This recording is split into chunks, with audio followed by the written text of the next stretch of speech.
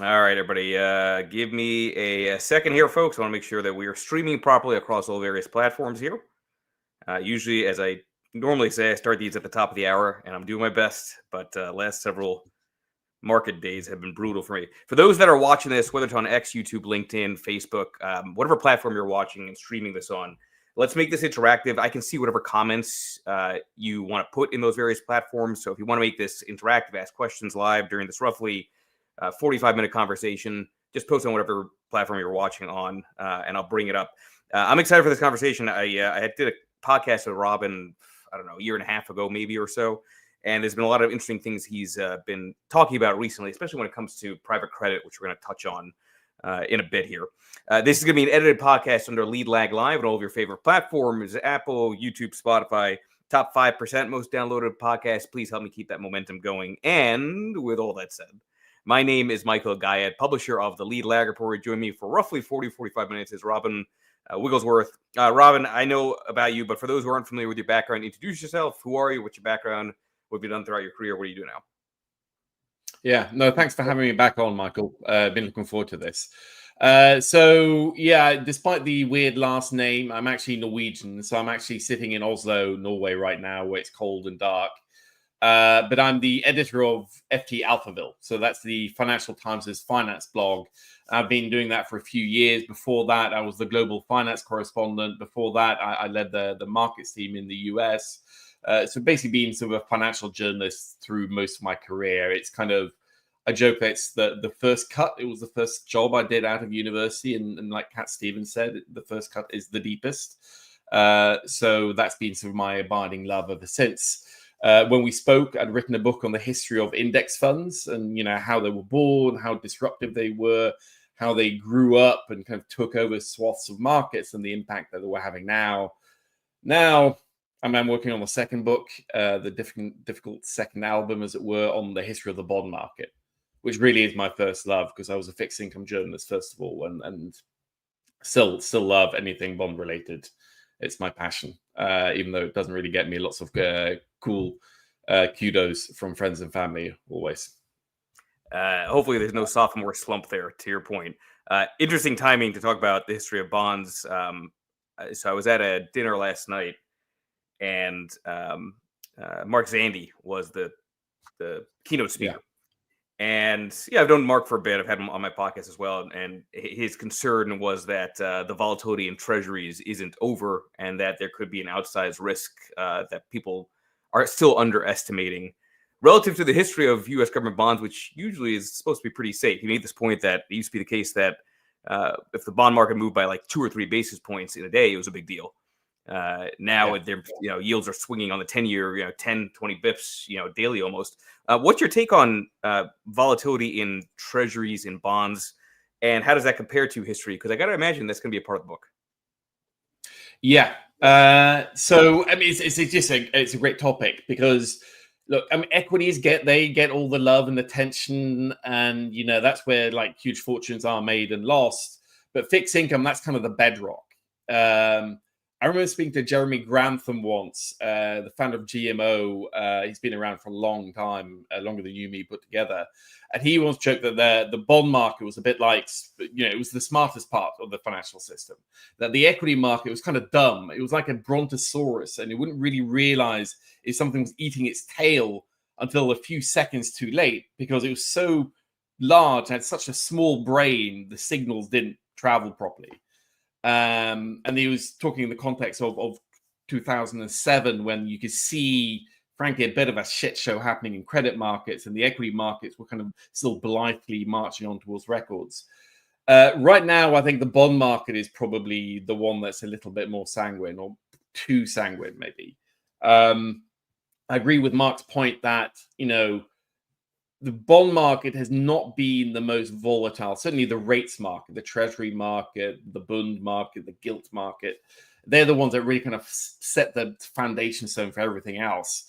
They haven't really been super volatile, with a few exceptions like 1994 for, frankly, 30, 40 years. I mean, interest rates have trended down for 40 years almost, not in a straight line, but close to it. And in 22, that started to change because of inflation taking off and central banks sort of scrambling to catch up with that. And I think right now the sense is that, that's under control. I don't think inflation can go back up to where it was, but I think people are pricing in maybe a lot of optimistic outcomes when it comes to inflation and rates that seem optimistic to me, if not sort of Pollyanna-ish. And then there's just the fact that this fabric of the markets are changing. We saw around, for example, when Silicon Valley Bank went bust, that caused an immense amount of rates volatility. And that tends to kind of echo in every other market, echoes in funding markets and therefore in equity markets. We saw, for example, some of the unwind of the carry trade to Japan in August. And I just think we're probably entering an era of more fixed income shocks. And as the fixed income markets have grown radically over the past 40, 50 years, they are now bigger than the entire loan market. For the first time in 1,000 years, since banks and bonds were both invented in Italy 1,000 years ago, the bond market is bigger than the banking system. So stuff that happens in the fixed income world don't stay there. And I think that's something that we've seen flashes of in 1998 with the blow up of LTCM. The financial crisis was kind of one of the first big bond market crises as well. But I worry that there's some fragility there that we're probably not fully braced for, and we might see in the coming years. Okay, so my issue with a lot of the narratives around this is the idea that, and you said it correctly, it's the bedrock, right? If you're going to have some kind of further tail event or disruption in government debt and treasuries, it seems like people seem to think that means equities are going to be fine because it's going to be isolated to treasuries. I'm always reminded. I always think back to 2011. You had the debt downgrade, and which you would have thought would increase yields, but the implication was that U.S. government debt, if it's getting worse, then because they can tax all these corporate issuers, their corporate credit must be worse than by definition as the base relative to everything else. And yields actually dropped on government debt while everything else kind of blew out. It seems to me that actually could oddly enough be bullish for treasuries, like what happened in 2011, and bearish for everything else. Yeah.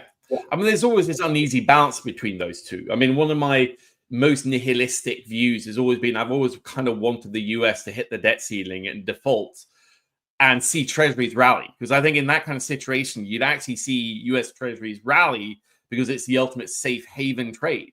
So in a weird way, you'd see the US government default and treasuries rally. I think people still want that. And I think that relationship most of the time still holds true. And when it doesn't, it's because of obvious things like inflation. So when inflation goes up a lot, obviously fixed income becomes less valuable. And so yields go up, and then you can actually, to a certain point, that can be fine for the equity market or for growth, but at a certain point, it just starts basically kneecapping everybody. And that's kind of what we saw in 22, when we saw like a twin bear marks of both fixed income and equity, which is pretty rare. The stuff that worries me most is just, frankly, the size of the markets, not in isolation, but how that interacts with shifts in the ecosystem, about how bonds are traded. So back in the day, obviously the banks were dominant in this world. They were absolutely huge. And frankly, they still are some of the central engines of the bond markets. But they're just far smaller. They have less capital set aside for making markets. And we have seen at times stuff break. And I think the really, really scary one was in March 2020. I tend to try not to be too panicked. Lots of journalists always start hyperventilating when the shit hits the fan. But March 2020, when you saw the Treasury market suddenly turn very liquid and start gapping in all sorts of funny ways, that scared the crap out of me. Because, frankly, like, SPOOs can fall like 10 points. It doesn't matter. It's more of a symptom of an issue, really, most of the time. And even if we have like a kind of a flash crash of the size of Black Monday, it'll probably be fine. It'll scare people for a while, but it'll be fine. But the Treasury market gumming up that way was profoundly scary. And if it had persisted, or if the Fed hadn't gone in this wasn't even a bazooka. This was like a thermonuclear weapon they used.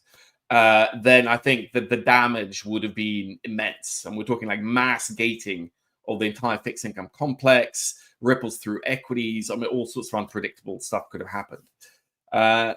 So that's where my worry is most of all. If occasionally bond yields go up, even as equities fall down, even if it's for short periods or longer periods, like in 22, people don't like it. It kind of ruins all those investing strategies built around them acting against each other. But people can adapt. Like markets adapt really well to new environments. We don't always like it, but it usually doesn't end up being a systemic issue.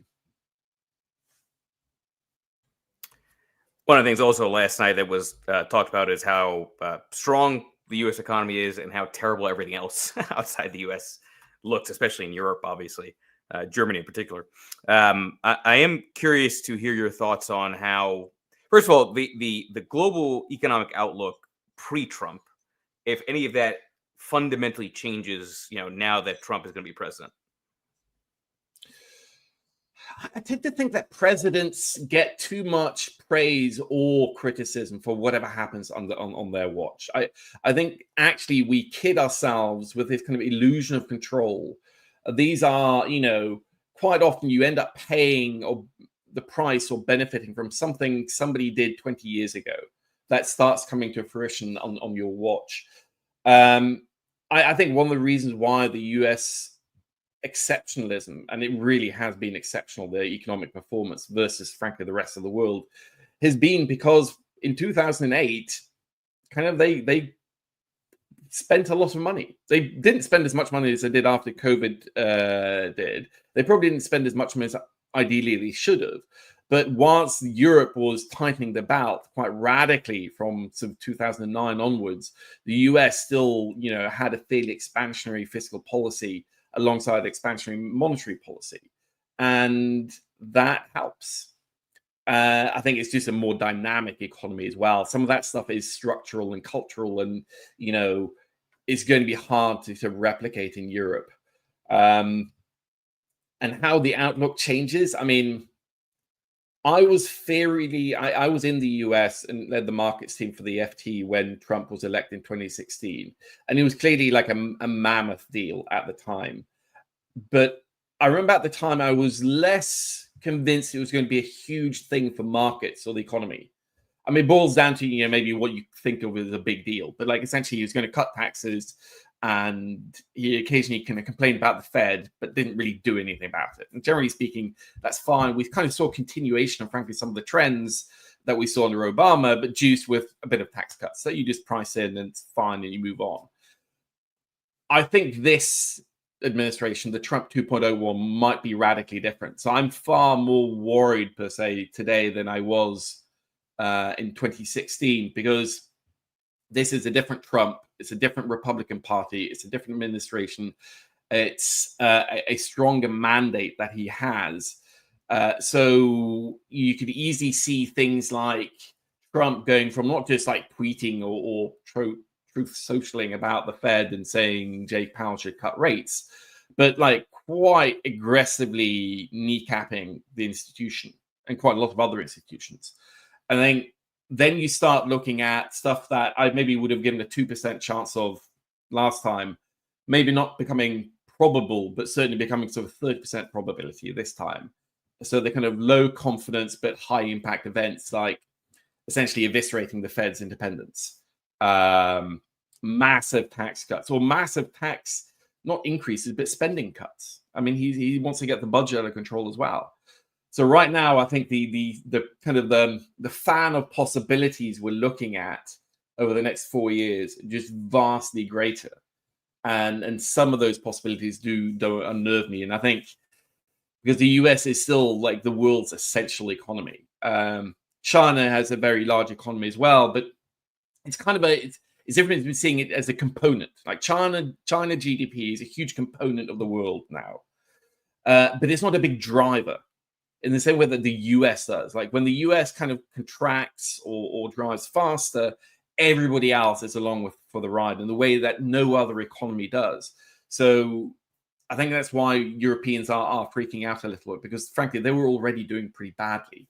And now, there are a lot of risks lurking on that horizon. Is there any bullish case then for Europe in the next 4 years? I mean, other than just valuation. I mean, this sort of U.S. dominance from the equity. I'm sure you've seen the same charts I've seen, right? The percentage of the MSCI world that's the U.S. versus everything else is like at an all-time high. Is there anything that can unseat that? Well, I tend to think that pure valuations, I mean, people get obsessed with them. Obviously, they matter.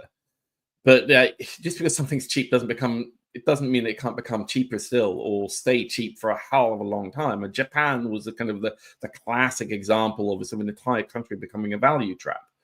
God knows how many articles I've written over the years about US investors as well, thinking the UK and Europe looks dirt cheap and therefore it must go up. And lo and behold, America's just rallied.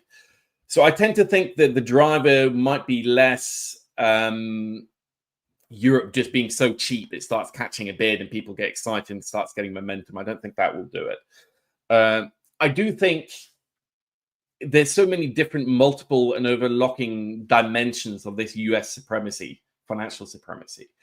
And obviously, it's just the US stock market has done broadly incredibly well for a long period of time. Then there's, the US tech companies have done extremely well inside that subset. And then you have just generally large companies. So big tech has done extraordinarily well. So it's big American tech. And that is so high now that you could see something like suddenly Nvidia not putting up insane numbers quarter after quarter. And then there's a bit of a correction that cascades and then just starts dragging everything else down. And that's how you see sort of a relative valuation narrowing between the US and Europe. That the US could and probably still and always will trade at a premium to Europe, but not quite to the extreme levels that we're seeing now. But I would want to maybe come with a slightly more optimistic scenario on Europe. And not because I am super optimistic, but just because Europe and quite a lot of countries, they do their worst work when they're kind of oblivious or blind or in denial about their problems. And I think what is different with Europe today versus maybe after the financial crisis or in the middle of the Eurozone crisis is that nobody in Europe is kidding themselves that they don't have a problem. The political will is there as well. Like, people don't always agree on the solutions, but there is a broad agreement that things have to change. So Mario Draghi, the former head of the European Central Bank and president of Italy and just general sort of European supremo, has presented as a fairly comprehensive plan for European competitiveness. And it's super long, it's super dry, it's kind of boring. So I don't recommend people reading it unless they're a massive geek like me. But there's a lot of really interesting stuff there. And look, there's no chance in hell we'll even get half of it. I mean, even half is super optimistic. But there is broad agreement on a lot of stuff there. And it'll be slow because Europe is slow and there's lots of different parliaments and different parties and different vested interests. But it feels like people are kind of pointing in the right direction again and kind of admitting there is a problem and really agreeing on the contours of some of the potential solutions. So for me, one of the real symptomatic evidence of this is securitization. Like, Europe has hated American securitization for a long time. Packaging up of car loans, mortgages into mortgage-backed securities, commercial-backed mortgage-backed securities, and it's stuck to what they use. They call them covered bonds, which is basically just kind of bonds with collateralized by mortgages. But in the US, obviously, MBS wasn't exactly like a hot three-letter acronym after 2008 either. But that market kind of collapsed, it picked itself up and moved on.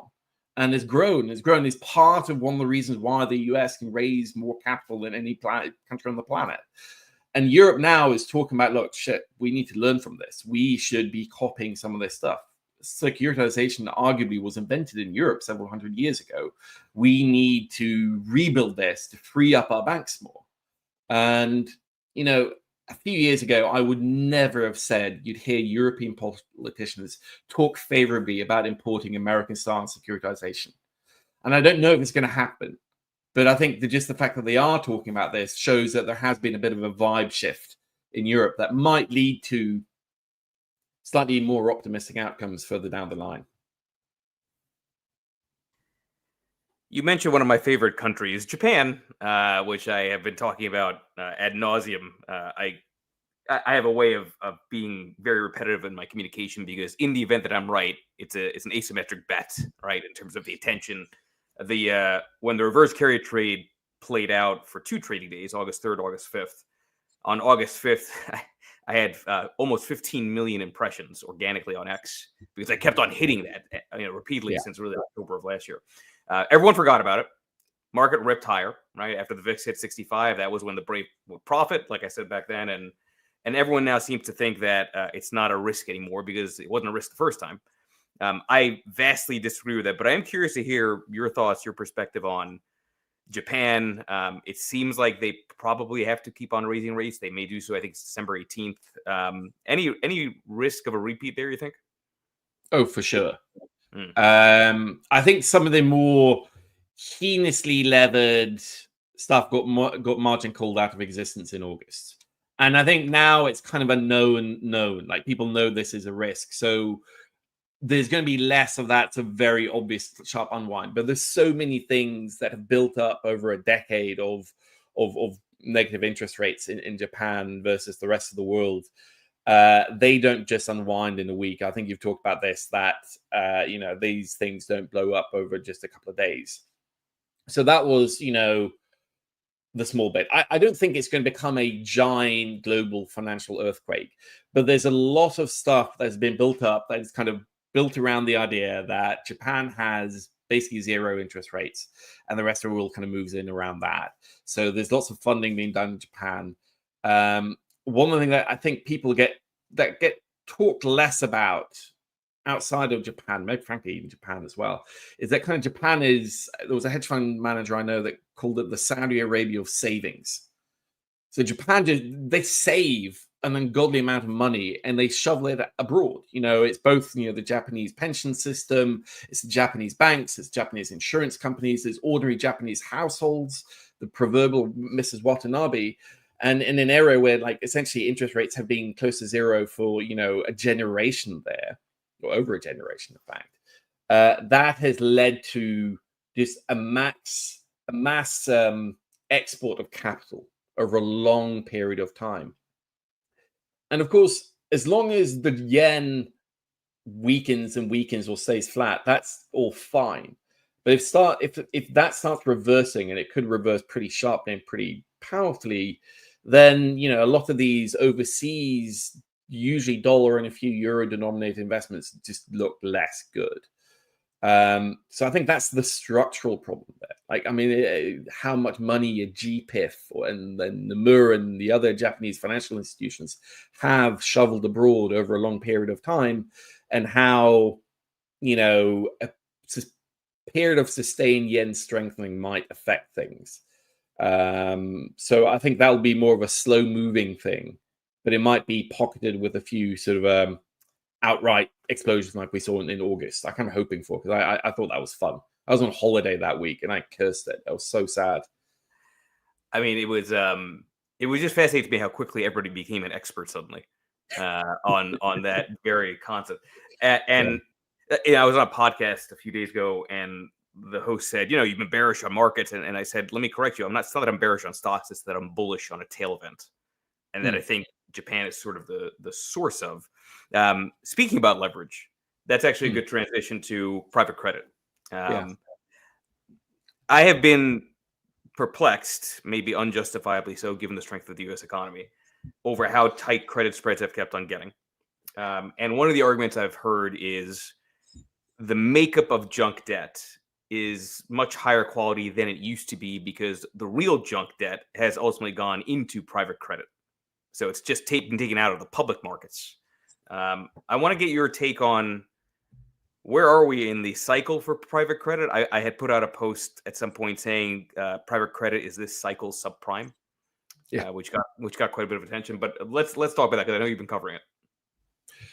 I do think it is possibly the cycle subprime with a few big caveats that I think it's not nearly of its size and high enough leverage to cause that kind of carnage. I do think it's this cycle's hot asset class. And I think there's a reason for that.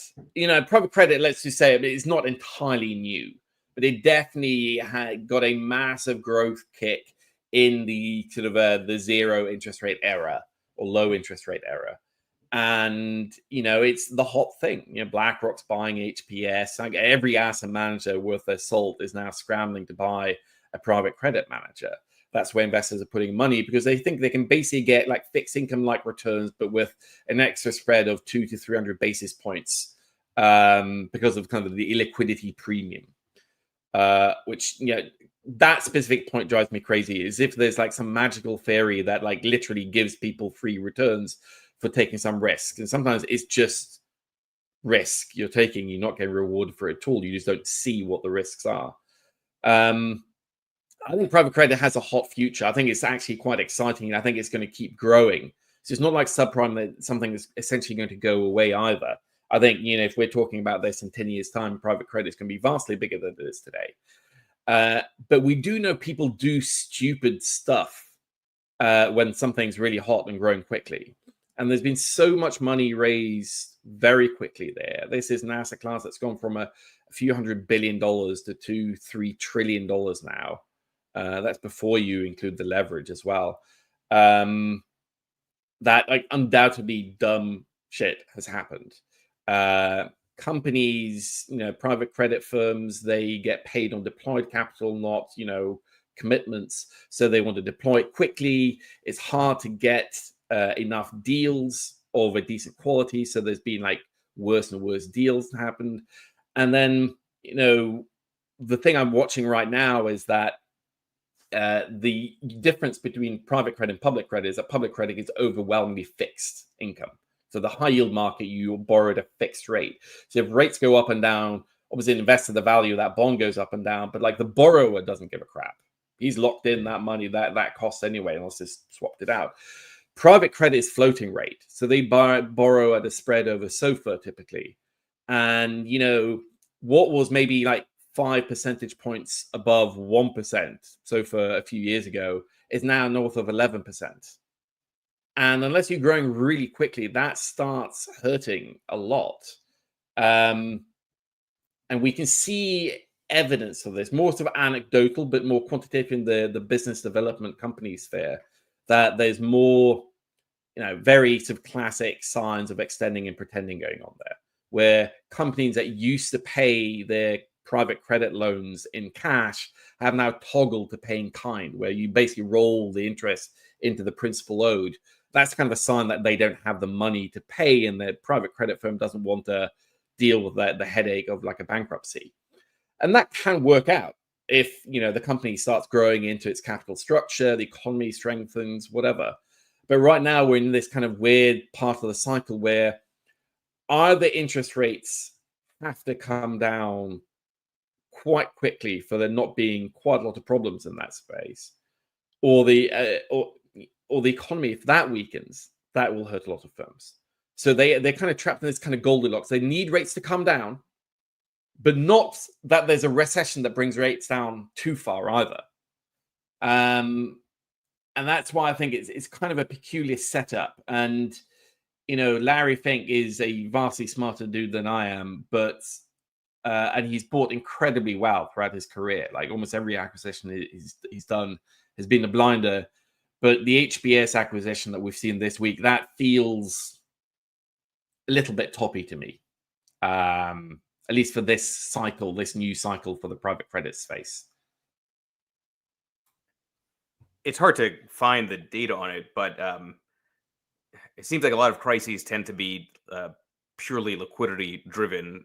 How is liquidity when it comes to private credit? I mean, it's a big market, but it's not really mark to market, right? No. And that's a great question, because this is one of the areas where you can see how problems will develop, but also why, at least I don't think it'll be a systemic issue. private credit firms are not dumb. Like, these are way smarter than I am. They know that they're buying very liquid stuff. It's in their marketing prospectus. So they kind of brag about like how little this trades. And that means you can have a bit of flexibility to market, and you can see, I wouldn't say, well, I can say creative marketing, or slightly sort of fantastical marketing as a company ambles towards the default. Private credit loans do not get marked down as rigorously as, let's say, syndicated loans do that trade more frequently, or high yield. So by the time a company actually defaults on a high yield bond, that's already in the price. In a private credit loan, it quite often isn't priced in the day before the default. And, even though the lenders really can see what's coming, and if they can't see it's coming, then they're not doing their job. But they have pretty rigorous structures around this. Most private credit funds raise money in locked up money, and they use leverage. But again, it tends to be term financing. That means they're not subject to margin loans on daily movements in their net asset values. So I think what we'll see is more of a slow burning evisceration of inferno of investor capital rather than anything systemic, because fundamentally these private credit firms and funds, and there's people at Blackstone and KKR and Apollo pointed out, they're safer than banks. Like, banks are levered still 10-20 times their capital. Private credit firms don't take many turns of leverage, if any, and it tends to be fairly conservative. So if they start marking down, if a lot of the loans they make are bad, the investor money is kind of locked in there. They'll just be stuck in this kind of vehicle that will essentially just lose them a bit of money over a long period of time, probably. And when they're locked in for 5 to 10 years, typically. And, they have little leeway to kind of yank the money out again, if any at all. It'll just be, a sort of a black mark against the reputation of the sponsor, the private capital firm that backs that fund, for example. And I kind of want to see a systemic problem here. I've gone looking for it, and maybe I'm just not dumb enough, or I haven't seen it yet. But as far as I'm concerned, private credit is something that is going to lose people money, and in some cases a lot of money, over the next few years, probably. But I just can't see any sort of systemic risk, given the locked up nature of the capital and the relatively modest leverage compared to what we see in, let's say, a hedge fund, or even a private equity firm, or certainly a bank. What's the I don't know if you happen to know this off the top of your head, but I think it'd be interesting to look at that data. When you look across private credit, is it overwhelmingly in a certain sector or industry group? So, like, when you look at junk debt on the public side, Yeah, it's primarily more discretionary or energy, sector wise, right? From a debt perspective, is there a similar makeup? It flips around. So I looked at some numbers on this a few years ago, and mostly in the context that it was very heavily skewed towards technology and software. So I was looking in the context of recoveries, because obviously, when you invest in something, like, I was say, it's not an original idea, but there's no bad asset. It's only bad prices. You can invest in something that's like an absolute pile of crap, but you've invested low enough price, you can make that back in the recovery. A company can go bankrupt, and if you're a creditor, you can still make money on that trade. And for junk bonds, recovery, I mean, it will vary because you can be in different parts of the capital structure, and different companies have different types of assets. But 50 to 80 cents on the dollar, typically, I think. It depends a bit on where it is in the cycle. Private credit often gets marketed that it's like super good. Like, they have bespoke loan documents because it's bilateral lending. It's me lending money to you, Michael, and I can control what you do and make sure you don't do anything stupid. And if something does go wrong, then I have all sorts of creditor protections to kind of protect my recoveries. In practice, I think that runs up in the fact that, against that, I think there's been a slippage in standards, that people have been so keen, like being so deal hungry, that they seem to be not being as diligent about some of those covenants. And also fundamentally, that covenants aren't magic. They can't protect you if the company's assets are basically worthless. So if you invest in a technology and a software company, and that was a decent chunk of it, it kind of was for a period, I haven't looked at it recently, the equivalent of what energy is for the junk bond space. Some of those companies are valuable, but if they've gone bust, it's usually because the fundamental business isn't worth anything. And then your recoveries might be, optimistically 10 cents on the dollar. And then, the returns just look commensurately worse as well. But it's the one thing that I think bears watching, like these sectoral concentrations. But that was a long answer saying that it used to be a few years ago, software and tech in general, because it was kind of hot. It was more lending into almost like the growth equity space. It was lending a lot to other private equity firms. So there were firms that private equity were taking over. But nowadays, I haven't actually looked at it recently. I think it's at least that concentration wasn't egregious. Even when I looked at it, it was just notable in the context of what the average recoveries might look like. Yeah, I'm gonna put that on my list of things to do to sort of see if there's a way to identify that to the extent that it's visible. Because I think that's where it gets to be intriguing. I mean, if it's sure, if it's on the software side, that's a different type of vulnerability than if it's on the consumer side, right? Given Exactly where credit card rates are and all that. Anything else that's on your radar that's been interesting to you that you think is not getting as much play in the media as it should? That's a good question. I mean, there's always tons of stuff. I mean, micro strategy, like there's a lot of stuff I'd like to say that I think might be legally iffy to say. I just think that looks like an accident waiting to happen. I think there are issues there. I think that's fascinating. One thing that blew my mind, because I mean, I've been keeping half an eye on MicroStrategy for a while, given their strategy of leveraging up on Bitcoin. But it's this ecosystem of ETFs, leverage ETFs built on top of that. So it's kind of leverage on leverage on leverage of a very dicey asset class like Bitcoin. I wrote when there were some firms launching some levered ETFs on those. I wrote that I've written a entire book on ETFs. I love them. I think they're really fascinating structures, but this was heinously done. I mean, just absolutely awful stuff. But I didn't think they would take off. I was kind of frankly, more of a sort of old man gripe almost about all this, people are innovating stupid stuff now. It's kind of the ETF equivalent of peanut shit coins and stuff like that. But those ETFs, and I'm embarrassed to admit I read it in the journal, it's of our arch enemy. They have $5 billion of AUM now. They're $5 billion in 2-time leverage, MicroStrategy, single name ETFs on something that is already a extremely levered vehicle to invest in Bitcoin. I can think of at least quite a few scenarios where that ends in tears. And yeah, so that's the kind of stuff that I feel, people are paying attention to it, but maybe I think that's something we should all be paying a bit more attention to. And then, by the way, I will say I'm glad you said, because I've been saying that more recently to advisors. This looks like this is a mania that's different than other manias, in the sense that, and you can see it in the leverage trading volume, cumulative flows, and all this stuff. To your point on the single stock side, I mean, this is pure retail. This is pure speculative speculation, and it's. These are signs of what you typically see towards a blow off top.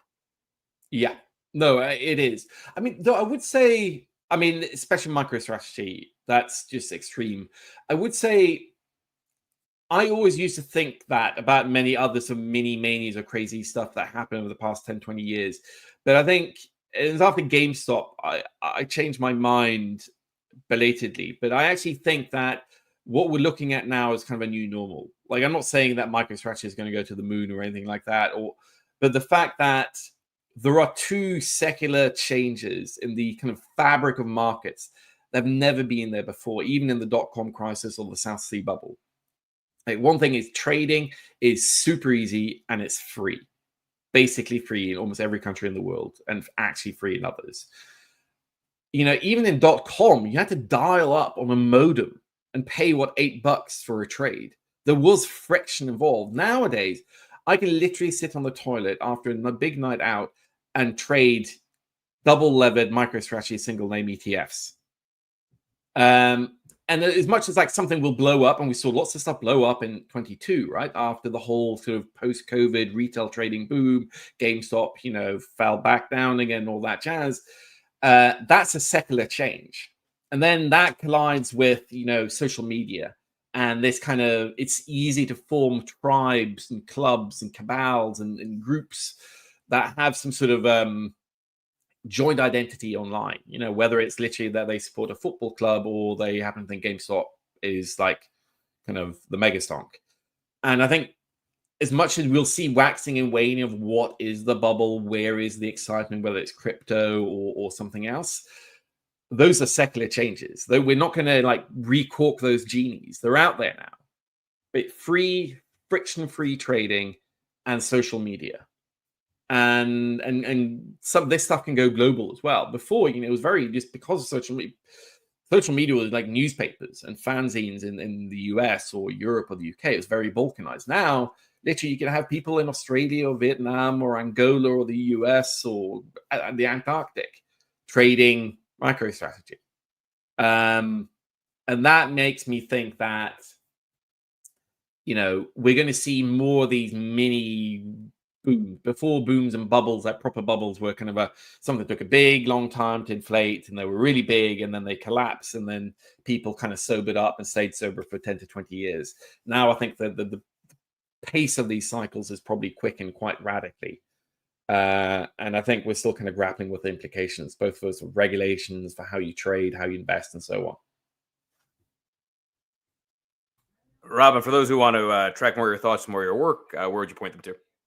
Oh, I don't know if anybody wants more of my thoughts, but I'm the editor of FT Alphaville, and that's actually the only free part of the FT, and I fight very hard to keep it that way. So you have to register with an email address, but that's all you have to do, and you can read FT Alphaville for free, and that's frankly the best bit of the FT. Just don't tell anybody at my actual employer, the FT, that I told them that. They still pay my salary, so I keep that on the down low, basically. Yeah, do you have a timetable on the book, the second book?